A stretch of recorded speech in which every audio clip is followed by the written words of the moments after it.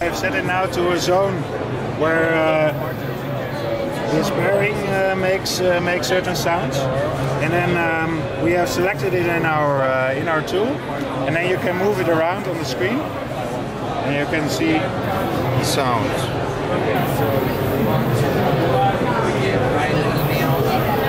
You can move it around, but it can also detect when you're rubbing, and how accurate it is. Yeah, it can. It's like in the far field. This is a far field application.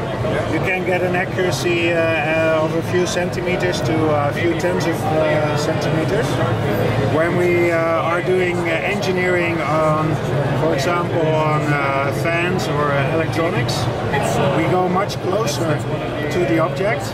And we use near field acousticalography.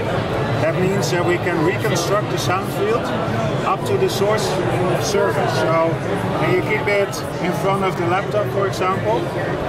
Then we calculate back the sound field, and we see the actual vibrations in the design itself.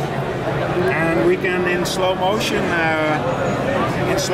we can play those dynamics, and then you can see like a few thousand times delayed. You can see the vibrations in a cover.